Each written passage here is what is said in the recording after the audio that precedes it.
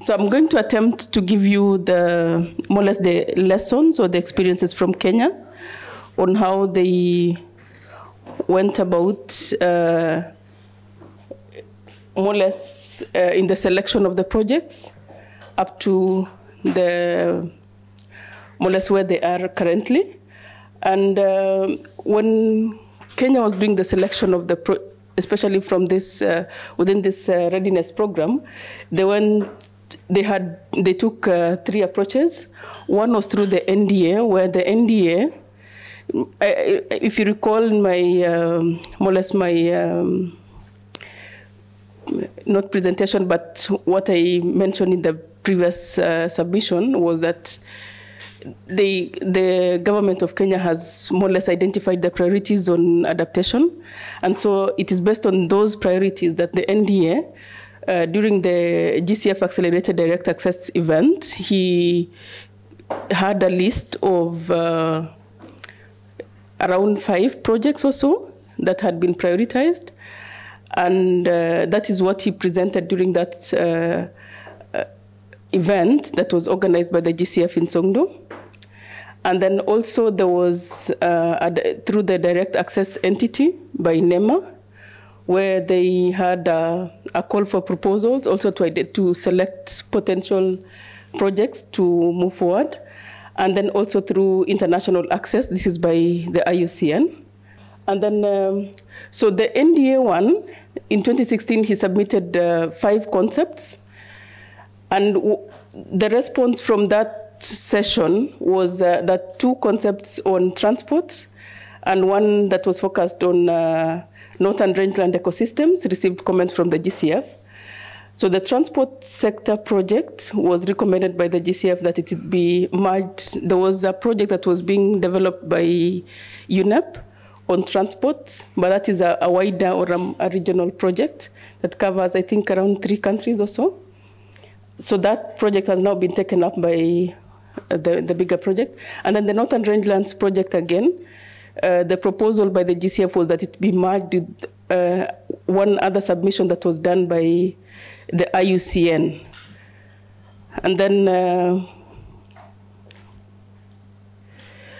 the proposals by NEMA, I mentioned that they had a call for proposals where they put it on the papers, and then different institutions expressed interest, out of which they constituted more or less a technical team to evaluate whatever submissions they received.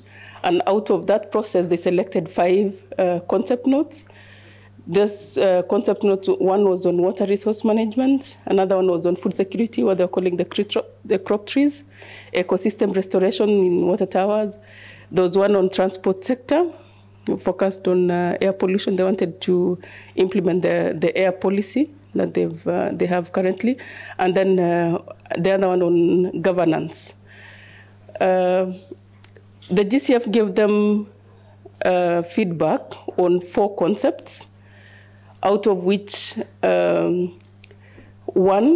again, the transport sector project was more or less seen as not being fully aligned to their mandate because it went beyond whatever NEMA could be able to deliver.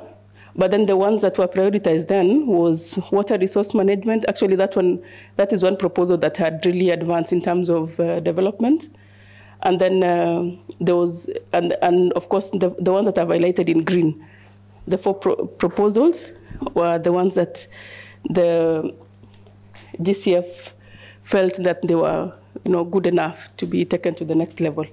And then the IUCN proposal, or rather the IUCN through now the international access route, again, they also received a similar feedback in the sense that they were advised the Northern Rangelands project to be merged with whatever the NDA had submitted. So the result of that merge, or rather,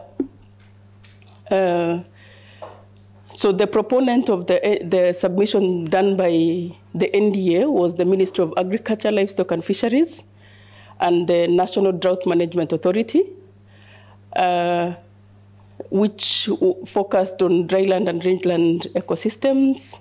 And then the outcome of that merger now is a project that was eventually titled Towards Ending Drought Emergencies and Ecosystem-Based Adaptation in Arid and Semi-Arid Rangelands in Kenya.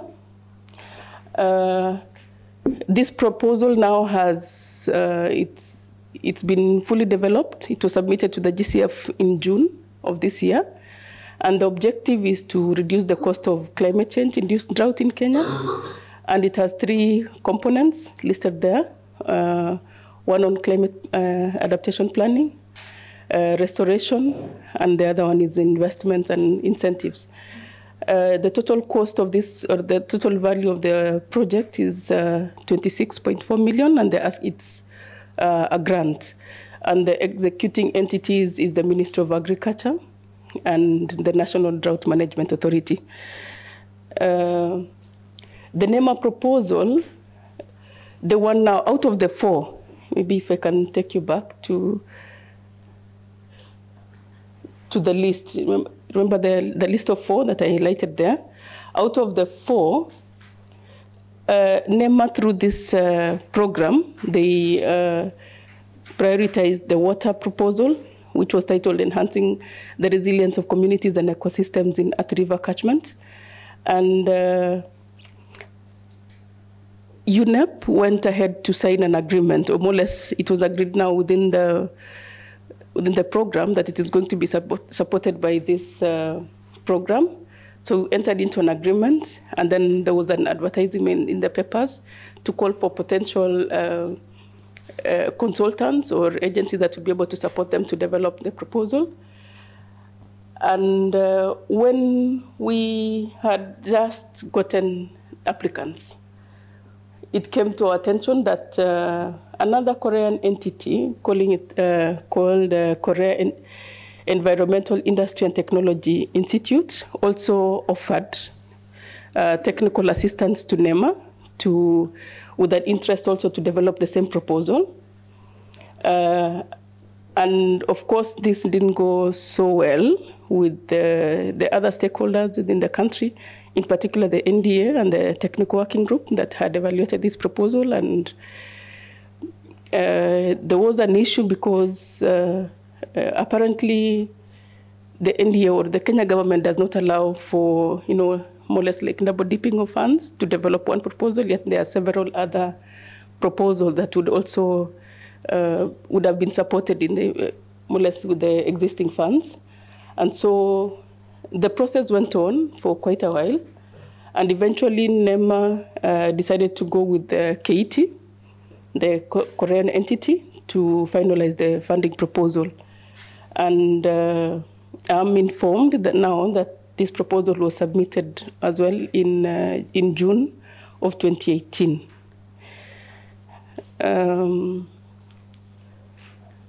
Maybe just to mention a few challenges that we learned out of this exercise is that one is the merger. Remember, there was a merger of the proposal by IUCN and one that was proposed by the NDMA. And so the process of merging the 2 proposals was not easy, in the sense that there is the issue of ambition and the issue of mandates. What could the NDMA do and what IUCN could do? And then also, of course, agreeing in terms of who will take the project forward. IUCN is here as an accredited entity. Also, the NDMA, is he or are they comfortable with the IUCN taking this forward, and what are the components that will be taken forward? So there was a lot of discussion in terms of agreeing how the project will shape up, and also in terms of the nature of activities. IUCN was more pro into the EBA and nature-based solutions, while NDMA also wanted to input a bit of grey infrastructure in it. So that kind of discussion took a bit of time in terms of consolidating the information. And then also there was, remember you're dealing with these government entities on this side, and then an international organization on one end. There's some unclear or some not so clear understanding on climate finance and sustainable development among the different stakeholders, different understandings on what qualifies to be put in the document and what not to be put there. And then also the expertise was one key area that also was lacking in Kenya. When, for instance, IUCN also there was an agreement that they have to use the local expertise to develop the proposal, and that was a big challenge because identifying people who can do very good financial analysis, for instance, or even coming up with the famous paradigm shift, the shifting of, putting together the proposal was not easy because IUCN, as much as it could be able to tap into its expertise internationally, it also relies a lot on external experts to do their work. And yet here you've been more or less subjected into a process where you're told, where possible, kindly build on the expertise in the country. And so identifying those experts also was a big challenge. And then the other issue was the budget. The program supported them to an extent. We had, I think we had given them around 140,000, while, and also IUCN ended up injecting some more funding to it, which in an estimate, it came to around 250 to develop this proposal. So it required quite a bit of financing as well. And then I think this is related to the first point in terms of consensus building among the core project design, what to be taken, what to be dropped. And then to continue on that, there is what we also learned is working and partnering with direct access and candidate or direct access entities. Here we had several entities they came on board when we started supporting different entities to be accredited. So we had KCB was in it. We had another commercial bank also developed interest, that is the Cooperative Bank of Kenya. And then also there was ACTS that was also seeking accreditation, but I think it dropped along the way. Geothermal Development Company was in it. So as much as we wanted to, for them to be able to learn from the process, it took time. And sometimes they may not be able to appreciate, especially when you're talking about, for a commercial bank, you're talking about ecosystem-based adaptation. First, the thinking in terms of how do you, put a financial tag on ecosystems is quite a challenge. So again, that shifting in terms of how now things will be working once you get accredited was a big issue. But I think eventually in this exercise, I think it's a useful exercise to move forward in the future. And then early and continuous engagement with the fund. For instance, when we received feedback on some of the proposals to be merged, I think that was really helpful because you'd have, say for instance, if all these entities would have gone ahead as they did in the beginning to submit their proposals to the GCF and then spend a lot of time investing resources and their energies on developing proposals, and then eventually when it is mature, they're told that, oh yeah, another entity had submitted a similar one. So I think what was very helpful is the fact that when they engaged, then the Secretariat early on identified that there were similarities in whatever they were proposing and suggested that they be merged, which was very good. And then building on ongoing projects. This may not have applied in this case where the proposals that, for instance, the IUCN one was a new proposal. And so, but in terms of the tools, the EBA tool in this case that was being suggested as one of the options or an intervention for this project. But in my opinion is that assuming this project was building on something that had already been implemented, it would have been much easier. Especially when collecting data, the amount of the stakeholders to be involved. So it took really quite a lengthy process because it was a completely new project, but eventually it worked. But the amount of time that was used to consolidate all that was required was so much. And then direct access entities still require a lot of support. This in particular, I'm referring to NEMA, because NEMA is a special entity in Kenya, in the sense that first it was accredited by the Adaptation Fund, and also now it is accredited by with the GCF, and you'd expect that they have a lot of expertise or the knowledge and the capacity already to, to interact with some of these funds. But they still need a lot of capacity, a lot of support, particularly the engaging with the different entities. Maybe just to give an example is that the water proposal was also fronted by another government entity called the National Water Resource Management Authority. But when it came to developing the proposal, NEMA sort of sometimes you'd hear complaints in terms of not being involved or not being engaged when advertising or even looking for support, for instance, the KT support. And so there's so much in terms of appreciating the role of other actors or other, especially the implementing entities, that they really need to be capacitated on that. And then there is the other thing that came out, particularly from the IUCN and both NEMA, is the limited guidance from the GCF.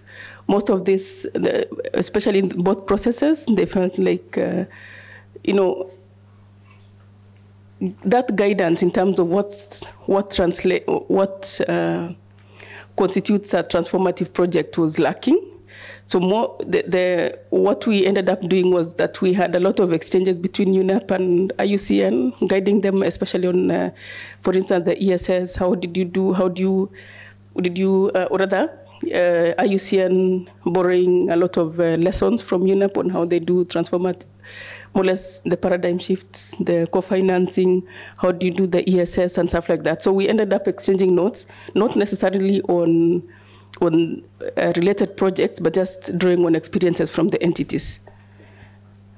Lastly is what I'm calling the take-home message, is that there's so much difference in terms of what would form a GCF project as opposed to the other funds that we've been working with, for instance, the GEF and other grants, in terms of the level of detail that is required, the time, because the GCF projects could even go as high as 12 months and above. The resources also required, we are talking about 250 million, so it's not an exercise that can be, done or undertaken by any entity. And then it requires a lot of expertise in terms of, looking at the studies that you have to do on economics or financial and economic analysis, ESS and safeguards and gender. Those are new issues that you really have to think through in terms of, looking at the project, not only how you do the activities to roll out, but in terms of other, the unforeseen challenges that might come with the implementation of the project. And then, of course, the issue of national consultants also is very key, as much as they're limited, but they're very good source of credible data or information. And then the investment that comes with it. And then what also was a key learning point is the strong relationship between the NDA and the other actors. Particularly for NEMA, I mentioned that, when that communication broke between them and the NDA, it became really difficult to move things forward, and also even with the other executing entities that would have been interested to work with NEMA, now that it is an accredited and direct entity in the country. So I think relations is one really key that played out in this exercise, and I believe that Kenya as a country has a lot to do in terms of making sure that things, more or less there is harmony in terms of how to engage with the different actors. And I think that is the end of my presentation. Thank you so much.